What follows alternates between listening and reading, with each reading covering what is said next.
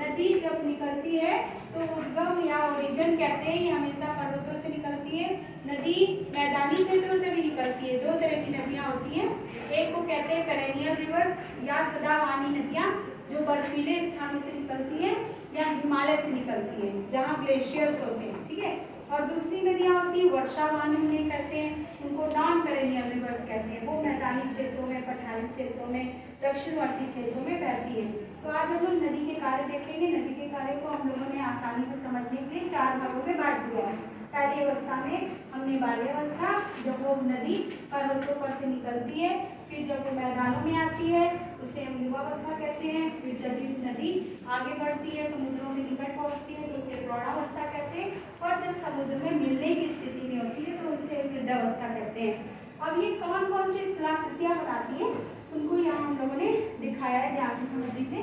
पहली जब पर्वतों के पास रहती है तो नदी में टूल्स कम होते हैं। टूल्स माने अपरदन करने वाले, निक्षेपण करने वाले जो हथियार होते हैं, कंकड़ पत्थर, रोड़े, वो सब यहाँ कम होते हैं। और पतली धारा होती है नदी की, इसलिए वो पर्वतों से उतरकर जो कठोर चट्टान होती है उनको नहीं काट पाती है, जो मुलायम चट्टान होती है उसको काट देती है और एक जलप्रपात का निर्माण करती है। इस अवस्था में बाल्यावस्था में। इसके अलावा वी आकार की घाटी का निर्माण करती है।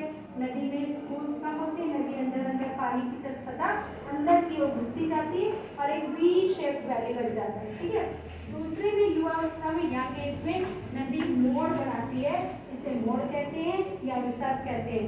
नदी कभी भी सीधी नहीं चलती है, इसीलिए प्रकृति की चीजें वो हमेशा उनमें डायरेक्शन चेंज होता रहता है। एक तरफ कटाव करती है, एक तरफ जमाव करती है, एक तरफ कटाव करती है, एक तरफ जमाव करती है और नदी का आकार लगातार मुड़ते रहता है। इसको हम मोड़ कहते हैं या मोड़दार रास्ते, या इसे हिंदी में विसर्ग कहते हैं, इंग्लिश में मियांडर्स कहते हैं। ये मियांडर्स जब बहुत ज़्यादा बड़े हो जाते हैं, नदी इतनी दूर नहीं कर पाती है, तो नदी फिर से एक पतली धारा बनाकर सीधे रास्ते चलने लगती है। और जो ये मियांडर्स में जल बच गया है या साथ छोड़ दिए गए हैं, इससे द्वीप निकल आता है, जिसे नदी द्वीप कहते हैं। और जो हिस्सा पानी वाला भरा है उसमें झील बन जाती है, इसको हम ऑक्सबो लेक कहते हैं, क्योंकि गाय के खुर की तरह होता है, इसीलिए इसका नाम ऑक्सबो लेक है।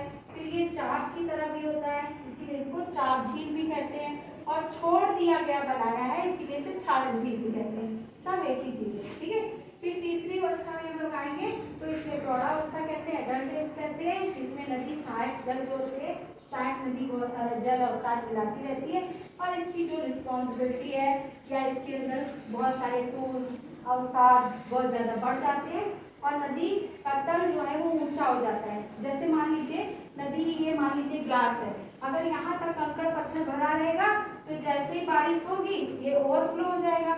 लेकिन अगर ये गहरी रहेगी नदी, यहाँ तक खाली रहेगी तो कंकड़ पत्थर इसमें बढ़ता जाएगा तो वाटर फ्लो नहीं होगा।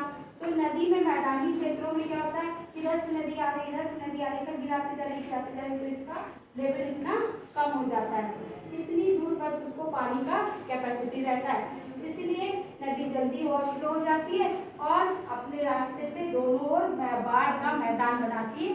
बाढ़ आ जाती है, इसके पार्ट चौड़े हो जाते हैं और मिट्टी निकल कर इधर इधर इधर जम जाती है, जिसे आप सामान्य भाषा में गाद या कीचड़ कहते हैं, ठीक है। देखा है ना, बाढ़ आता है तो पूरा कीचड़ कीचड़ हो जाता है।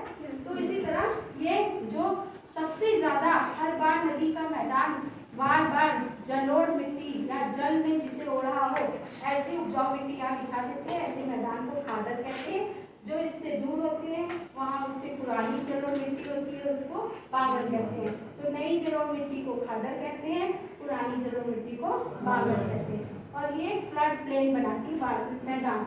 लास्ट में आ गई वृद्धावस्था। इसमें क्या होता है, समुद्र में मिलने के समय नदी कई धाराओं में बढ़ जाती है, उसके बाद बहुत ज़्यादा सेडिमेंट्स हो जाता है और वो सारा सेडिमेंट समुद्र में मिलने के पहले डंप कर देती है एक जगह से ट्रायंगल शेप में।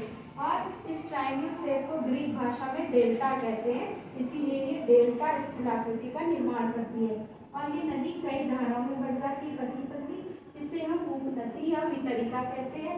वितरिका मैंने वितरित कर दिया, उपनदी मैंने उससे निकली हुई। इसी तरह इसको इंग्लिश में डिस्ट्रीब्यूटरीज कहते हैं और एक डेल्टा का निर्माण करती है और उपनदी का निर्माण करती है। तो ये नदी ये सारे कार्य हो गए, इनको आप ध्यान से समझ लीजिएगा और इसके चित्र बना लीजिएगा और चित्रों को कलर्ड बनाइएगा। जहाँ भी समझ में नहीं आएगा फिर से हम कल आपको समझा देंगे। ठीक है, थैंक यू।